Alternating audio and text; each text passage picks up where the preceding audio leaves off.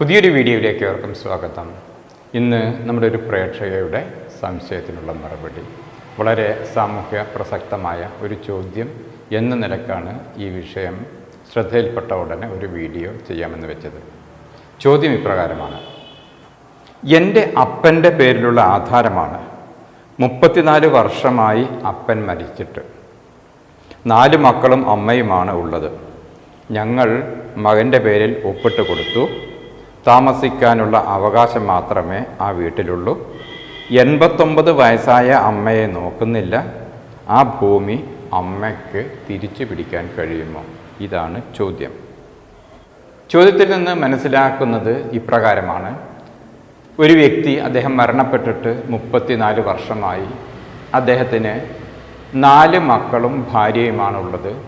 ഭാര്യ എന്ന് പറഞ്ഞാൽ ഈ മക്കളുടെ മാതാവ്, അമ്മയെ സംരക്ഷിക്കും എന്ന ഉറപ്പിന്മേലായിരിക്കാം, അതല്ലെങ്കിൽ അങ്ങനെ ഒരു വിശ്വാസത്തിന്മേലായിരിക്കാം മറ്റു മക്കളും അമ്മയും സ്വത്ത് ഒരു മകൻ്റെ പേരിൽ എഴുതി കൊടുത്തു. എന്നാൽ ഇപ്പോഴത്തെ അവസ്ഥ എന്ന് പറയുന്നത്, അമ്മയ്ക്ക് ആ വീട്ടിൽ താമസിക്കുവാനുള്ള അവകാശം മാത്രമേ ഉള്ളൂ. അമ്മയെ മകൻ മറ്റു നിലയിൽ സംരക്ഷിക്കുന്നില്ല എന്നാണ് ഇവരുടെ ചോദ്യം. അമ്മയെ സംരക്ഷിക്കുമെന്ന പേരിൽ മറ്റുള്ളവർ കൊടുത്ത ആ സ്വത്ത് അമ്മയ്ക്ക് തിരിച്ചു പിടിക്കാൻ കഴിയുമോ എന്നതാണ്. ഒരു സെൻറ്റൻസിൽ തീർക്കാവുന്ന ഒരു ഉത്തരമാണെങ്കിൽ, അമ്മയെ സംരക്ഷിക്കാത്ത മകന് അമ്മ എഴുതി കൊടുത്ത ആ സ്വത്ത് തിരിച്ചു പിടിക്കാൻ കഴിയും എന്ന് തന്നെയാണ്. എന്ന് മാത്രമല്ല, അമ്മയുടെ പ്രായമെന്ന് പറയുന്നത് 89 വയസ്സാണ് എന്ന് എടുത്തു പറഞ്ഞിട്ടുണ്ട്. അതുകൊണ്ട് തന്നെ നിസ്സാരമായ ഒരു കുറ്റമല്ല പ്രസ്തുത മകൻ ചെയ്യുന്നത് എന്നും ഇവിടെ പരാമർശിക്കേണ്ടതുണ്ട്. 2007 പാസാക്കിയ ഒരു നിയമമുണ്ട്, maintenance and welfare of parents and senior citizens.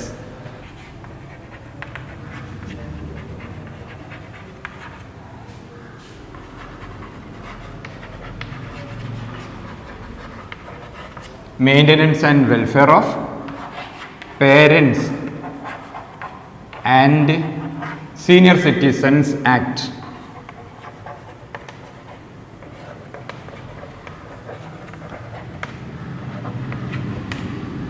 2007. ഈ ആക്ട് പ്രകാരം മാതാപിതാക്കളെയോ അതല്ലെങ്കിൽ സീനിയർ സിറ്റിസൺസ് ആയ മറ്റുള്ളവരെയോ നോക്കാത്ത ബന്ധുക്കൾക്കുള്ള ഒരു മുന്നറിയിപ്പാണ്. മാതാപിതാക്കളുടെ കാര്യത്തിൽ ഏറ്റവും കൂടുതൽ ജാഗ്രത പാലിക്കേണ്ടത് ആരാണ്? മക്കളാണ്.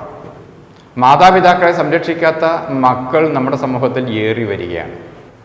വയസ്സായാൽ അവരെ എവിടെയെങ്കിലും കൊണ്ടുപോയി തള്ളുന്ന ഒരു സാഹചര്യം, അതുപോലൊരു സാമൂഹിക പശ്ചാത്തലം അധിക നാളായിട്ടില്ല, തുടർന്ന് വന്നുകൊണ്ടിരിക്കുന്നു. ഇതിന് ഒരു തടയിടാനാണ് ഇതുപോലൊരു ആക്ട് പാർലമെൻറ്റിൽ പാസ്സാക്കിയെടുത്തത്. എന്താണ് maintenance and welfare of parents and senior citizens? ആരാണ് സീനിയർ സിറ്റിസൺ എന്ന് പറഞ്ഞാൽ? 60 വയസ്സിന് മേലെ പ്രായമുള്ള വ്യക്തികളാണ് സീനിയർ സിറ്റിസൺസ്. അതോടൊപ്പം തന്നെ പേരൻസ് ആരാണ്? മാതാപിതാക്കൾ. അപ്പോൾ ഈ സീനിയർ സിറ്റിസൺസിൻ്റെ കാര്യത്തിൽ പറയുമ്പോൾ, മാതാപിതാക്കളും അവരുടെ മാതാപിതാക്കൾ ജീവിച്ചിരിപ്പുണ്ടെങ്കിൽ അവരും, അതുപോലെ തന്നെ ബന്ധുക്കൾ ആരെങ്കിലും ജീവിച്ചിരിപ്പുണ്ടെങ്കിൽ അവരുടെയും സംരക്ഷണമാണ് വാസ്തവത്തിൽ ഈ ആക്ടിലൂടെ ഉറപ്പുവരുത്തുന്നത്. ആരാണ് ബന്ധുക്കൾ എന്ന് പറഞ്ഞാൽ?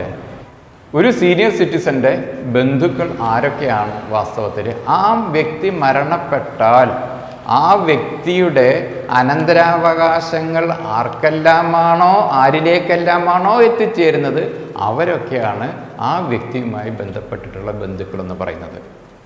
അവരുടെ കൂടി ബാധ്യതയാണ് ഈ സീനിയർ സിറ്റിസൺസിനെ സംരക്ഷിക്കുക എന്നത്. ഈ സംരക്ഷിക്കുക എന്ന് പറഞ്ഞാൽ അതിൽ എന്തൊക്കെ ഉൾപ്പെടും? അവരുടെ താമസം ഉൾപ്പെടും, അതുപോലെ തന്നെ ഭക്ഷണവും വസ്ത്രവും ആരോഗ്യ പരിപാലനവും. ഏതെങ്കിലും തരത്തിലുള്ള അസുഖങ്ങളിൽ പെട്ട വ്യക്തിയാണ് എങ്കിൽ ആ വ്യക്തിയെ സംരക്ഷിക്കേണ്ട ബാധ്യത ഈ പറഞ്ഞ മക്കൾക്കും അതുപോലെ തന്നെ ഉള്ള ബന്ധുക്കൾക്കുമൊക്കെയാണ്. ആ വ്യക്തിയുടെ ആൺമക്കൾക്ക് ബാധ്യതയുണ്ട്, പെൺമക്കൾക്കും ബാധ്യതയുണ്ട് എന്ന് മാത്രമല്ല മരുമക്കൾക്കും ബാധ്യതയുണ്ട്. വളരെ ശ്രദ്ധിക്കേണ്ടതാണ്. എൻ്റെ ഭാര്യ അയാളുടെ മകൾ മാത്രമല്ല എന്ന് നോക്കിയിരിക്കാൻ പാടില്ല. മകൾക്ക് ബാധ്യത ഉള്ളതുപോലെ തന്നെ മരുമകനും ബാധ്യതയുണ്ട്. ഇനി മക്കളോ മരുമക്കളോ ഒന്നും ഇല്ലാത്ത വ്യക്തിയാണെങ്കിലോ ആ വ്യക്തി മരണപ്പെട്ടാൽ അയാൾക്ക് എന്തെങ്കിലും അനന്തരാവകാശമുണ്ട് എങ്കിൽ അത് വീതിച്ചെടുക്കാൻ ആരൊക്കെ വരുമോ അവരെല്ലാം ഈ ബന്ധുഗണത്തിൽ ഉൾപ്പെട്ടവരാണ്. സംരക്ഷണം നൽകിയില്ലെങ്കിൽ ആര് എന്ത് ചെയ്യാനാണ് എന്നായിരിക്കാം നമ്മൾ ആലോചിക്കുക. നിങ്ങൾ ഓർക്കുക, അത്തരത്തിൽ ആരെങ്കിലും ഈ വീഡിയോ വീക്ഷിക്കുന്നുണ്ട് എങ്കിൽ നമ്മുടെ മാതാപിതാക്കളെയും അതുപോലെ തന്നെ അവരുടെ മാതാപിതാക്കളൊക്കെ ജീവിച്ചിരിപ്പുണ്ടെങ്കിൽ അവരെയും സംരക്ഷിക്കേണ്ട ബാധ്യത പ്രായപൂർത്തിയായ ഓരോരുത്തർക്കുമുണ്ട്. അതല്ല എങ്കിൽ പിഴയും ജയിൽ ശിക്ഷയും ഉൾപ്പെടെ അനുഭവിക്കേണ്ടുന്ന വകുപ്പാണ് വാസ്തവത്തിൽ ഈ പറയുന്ന maintenance and welfare of parents and senior citizens act 2007 എന്ന് പറയുന്നത്. ആർക്കും സ്വന്തം മക്കളെ ജയിലിൽ കിടത്തണം എന്ന ആഗ്രഹമുണ്ടാവില്ല. എന്നാൽ പലപ്പോഴും മക്കൾ മാതാപിതാക്കളുടെ സ്വത്തുക്കൾ അവരുടെ കൂടെയാണ് എന്ന് നടിച്ചുകൊണ്ട് സ്വത്തുക്കൾ കൈക്കലാക്കിയതിന് ശേഷം പിന്നീട് അവരെ തിരിഞ്ഞു നോക്കാത്ത സാഹചര്യം പല കുടുംബങ്ങളിലുമുണ്ട്. മാതാപിതാക്കൾ മക്കളാൽ വഞ്ചിക്കപ്പെടുകയാണ് അവിടെ ചെയ്തത്. അത്തരം സാഹചര്യമുണ്ട് എങ്കിൽ അവരെ പ്രൊട്ടക്റ്റ് ചെയ്യുക കൂടിയാണ് ഈ ഒരു ആക്ടിലൂടെ ഗവൺമെൻറ് ചെയ്യുന്നത്. നിയമ നടപടികളിലേക്ക് ആരും പോകാതിരിക്കട്ടെ. എന്നാൽ ഈ പറയുന്ന തരത്തിലുള്ള മാതാപിതാക്കളോ പ്രായപൂർത്തിയായ ആളുകളോ ഉണ്ട് എങ്കിൽ അവരൊരു പരാതി കൊടുത്താൽ അതിന് 3 മാസത്തിനകം ഒരു തീർപ്പുണ്ടാകുമെന്ന് നമ്മളൊക്കെ ഓർക്കുന്നത് നന്ന്. ഇതിൽ നമ്മൾ ആർക്കാണ് പരാതി നൽകേണ്ടത് എന്ന് ഒരു പക്ഷേ നിങ്ങൾ ചിന്തിക്കുന്നുണ്ടാവും. നിങ്ങൾ ഇതിനു വേണ്ടി ഒരു കോടതിയെ സമീപിക്കേണ്ടതില്ല. നിങ്ങളുടെ അടുത്തുള്ള പോലീസ് സ്റ്റേഷനിൽ പോയി റിപ്പോർട്ട് ചെയ്യുക പോലും ചെയ്യേണ്ടതില്ല. പരാതി കൊടുക്കേണ്ട പോലും വരില്ല. നിങ്ങൾക്ക് ഒരു വെള്ള പേപ്പറിൽ ഒരു പരാതി തയ്യാറാക്കി നിങ്ങളുടെ പ്രദേശത്തെ RDOന് ആ പരാതി കൈമാറുക. ഇത്രമാത്രം ചെയ്താൽ മതി. ഇനി നിങ്ങൾ കിടപ്പിലായൊരു വ്യക്തിയാണെന്ന് കരുതുക. നിങ്ങൾക്ക് RDOൻ്റെ അടുത്ത് പോകാൻ കഴിയില്ല, RDO ഓഫീസിലേക്ക് നിങ്ങൾക്ക് പോകാൻ കഴിയില്ല എന്ന് കരുതുക.